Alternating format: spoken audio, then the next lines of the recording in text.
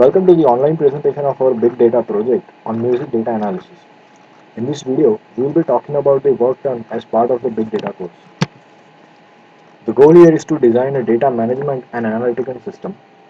We have chosen the field of music as our domain. Our main goal here is to design and implement a music recommendation system.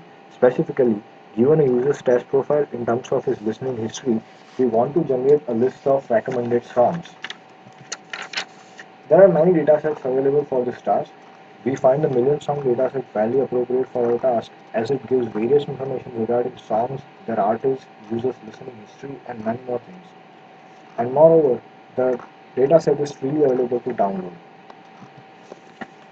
Now I'll be talking about the data management part of this project.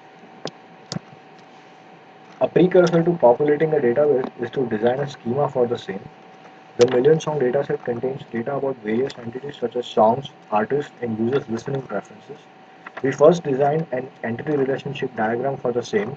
We mainly focus on the song, user, track, artist, and album entities. We then converted this diagram to a relationship schema. Here, to limit the computational complexity of querying, we have restricted the normalization up to 3NF form. The raw data from million song dataset is in the HDF5 file format, and to convert it to a tuple format, we first convert it to a CSV type file. We use the HDF5 getters provided by the million song dataset to carry out this task. We then wrote a Java program to populate the empty database using the JDBC driver. Initially, this contained a lot of redundancies. For example, user names were missing from the dataset. We removed these redundancies before populating the database by filling the missing data from different sources. For example, users' name were not important in the analysis part, so we randomly generated them. However, genre of the song was an important feature, and it was not explicitly available as part of the million song database. So we generated this field from the available song tags. Now I will talk about the data analysis part of our project. This is the overall architecture of our project. At the core is the Java module, which interacts with the database using the JDBC driver. Both the data mining and visualization modules are programmed as part of the Java module. The basic integrity constraints are taken care of by the database itself. However, the complex update operations are handled by the Java module. For example, when a user listens to a new song, the Java module adapts, updates the corresponding table such as the hash plate table by firing appropriate queries using the JDBC driver. After reading some papers on music recommendation system, we decided to use item-to-item collaborative filtering for recommendation. We have used two different collaborative algorithms which run independently of each other. Both of them take a user for which recommendations are to be generated as the input and uses his listening history to generate recommendations. The two outputs are then merged into a single list and the top songs are recommended to the user. We'll now explain both the algorithms. The algorithm 1 takes as input the user for which the recommendation is to be generated. Since we don't have the explicit ratings, we use various attributes of the track in the form of implicit ratings for our algorithm. First, we get the listening history of that user from the database. Based on the listening history, we find and retrieve the similar users based on the genres of the listening history of the user. That is, we find all those users who have listened to songs having at least one common genre of the given user. Once we get the candidate user list, we retrieve all the songs listened by those users and compare it with the listening history of the user. We represent each song as an 18-length vector where the first 14 entries represent 14 different genres with a value of 1 indicating presence of genre in that song. The rest 4 values are play count, loudness, song duration and year. It's it's quite possible that a user who listens to songs of particular loudness and duration will also like other songs having nearby loudness values and duration. Therefore, we have considered the loudness and song duration for the recommendation. Also, users who listens to songs, let's say of 1980s, will probably like the songs of that periods more as compared to the recent songs. So here could also be one of the important factor for recommendation. Also, play count information of track by the user is important for recommendation. More the number of times the user has played the song, more popular is the song. All the values are normalized in the range of 0 to 1. Now let's have a look at the code.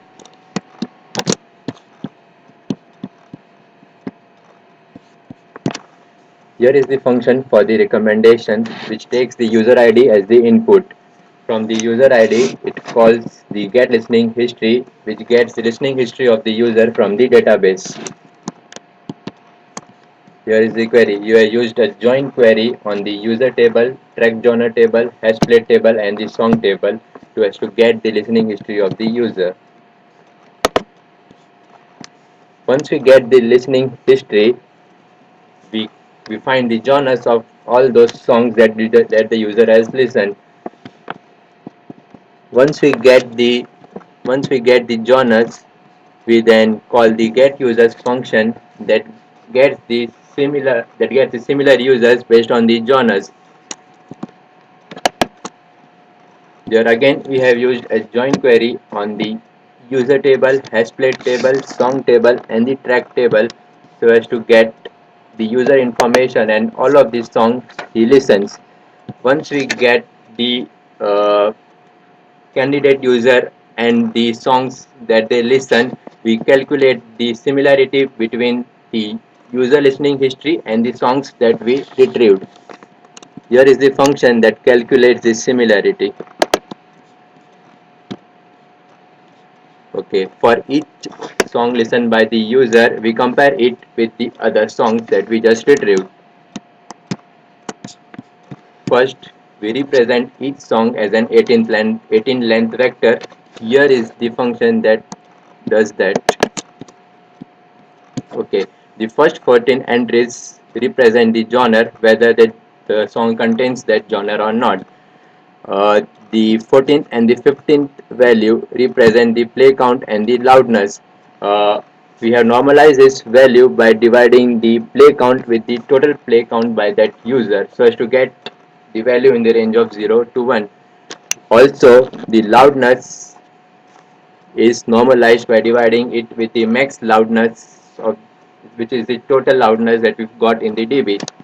The 16th value is the track duration which is again normalized by dividing it with the max duration.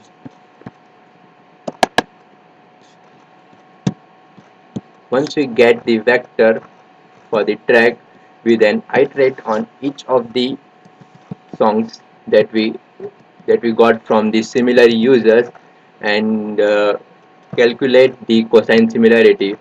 Also, the 18th value of the vector is a year. We normalize years by first subtracting the year from the 1900 and then out of the two we consider one as the whole part and the other as the fraction of the whole part. So now we have the 18 length vector and then we calculate the cosine similarity between these two vectors. Here is the function that does that.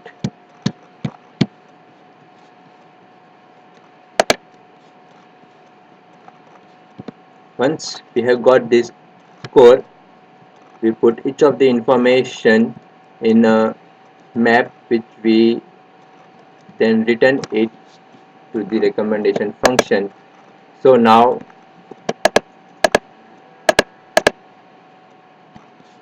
we have the information about a list of recommendations, the list of listening history of the user along with the score. This is all about the algorithm 1. Now we'll look at the algorithm 2.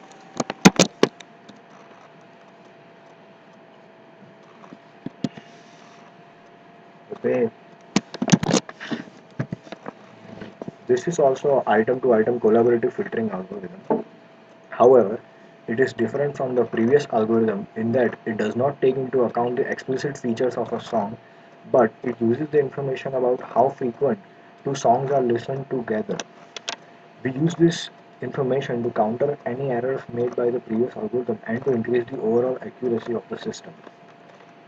The idea here is that if two songs are listened together by a lot of users, then it is highly probable that these two songs are very similar to each other than a pair of songs which is listened together by a very less number of users. This algorithm takes as input a user and his or her listening history. The output is a list of recommended songs. We use a similarity matrix to store the similarity scores between songs.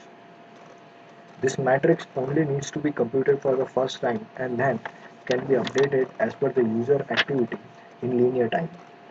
For each pair of songs, we calculate the number of times it has been listened together. This number serves as the score of these two songs.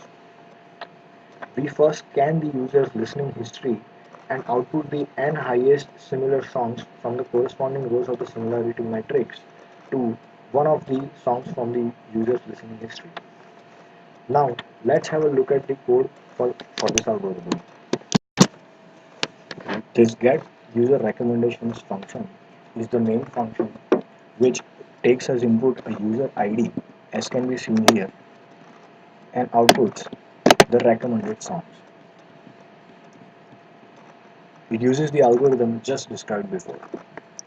Here we can see that if the size is 0, that means if there are no songs in the user's listening history, then we just output some n number of random songs from our database. Else, if that's not the case, then we output the highest n songs with the highest similarity according to the similarity matrix. As we already seen in the algorithm, the similarity matrix only needs to be computed for the first time, and after that, the uh, score values for a pair of songs can be accessed from the similarity matrix in a constant time. Now, this function fill similarity matrix is called for the first time when the system is up and running. This function calculates the matrix values and fills the matrix accordingly. As we can see, it iterates over the user's listening history, and for each pair of track that it found in a particular user's listening history, it updates the similarity matrix count here, as we can see from here.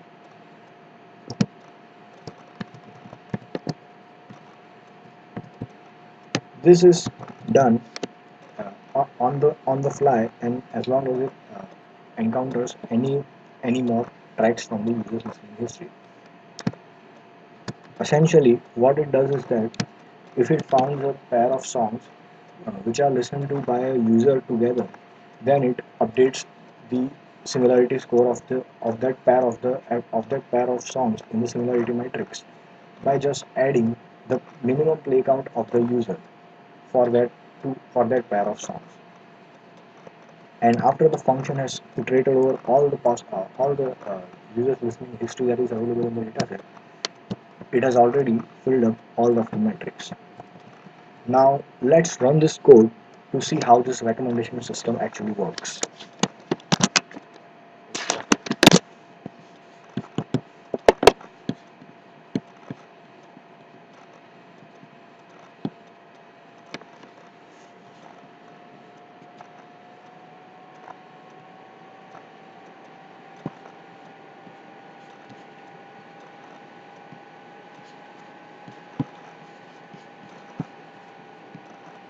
Okay, this is our UI. As you can see on the left side, we have a list of users which we got from the DB. Also, we have provided the next page and the previous page so as to get the next batch of users. And again, if you want to go back to the previous set, you can use this. So the next step is to select any user for which we need to generate the recommendations. Let's select a user and we'll click on generate recommendations.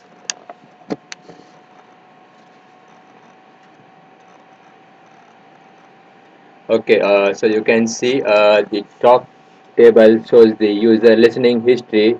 So this user listens to around 5 songs, and we have generated the top 10 recommended songs for this user.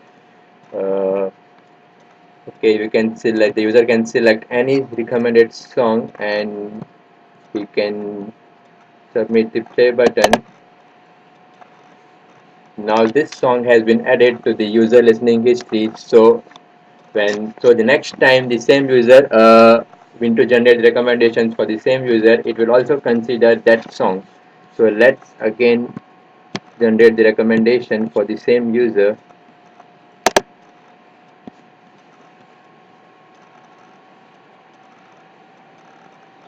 Now you can see the song has been added to the user listening history, and based on that some new suggestions have been come up. Also, the graph which is shows is the genre preference graph. We have used the Jeffrey chart tool to generate the graph. We provide our data and it generates the graph.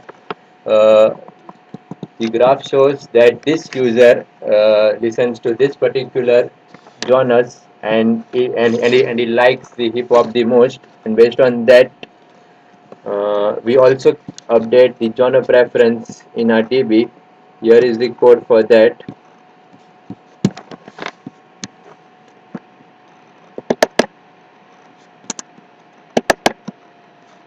We first see if the genre preference is already present or not. If it's already present, then we update the confidence value. If it's not there, then we insert the value into the DB. Also, this play count is updated in the DB if the user plays an already song which is already has been played before by him. The play count is incremented by 1. If there is no entry for that song in DB, it is inserted in DB. Also, let's see some other example. Okay, you can see for this user there is no listening history, so it has just generated the top 10 random songs for this user. Now, so let's build the listening history for this user.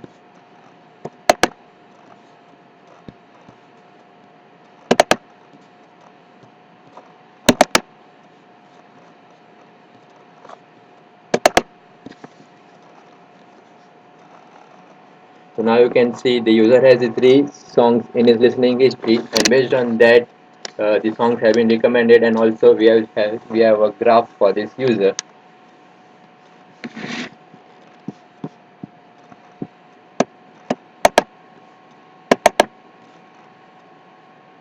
Let's try one more example. Okay, here we have only one song in listening history, and which has the genre hip hop, and these are the recommended songs for him. Okay, so with this we reach the end of our presentation. Thank you for listening us, and we welcome any feedback and suggestions from you.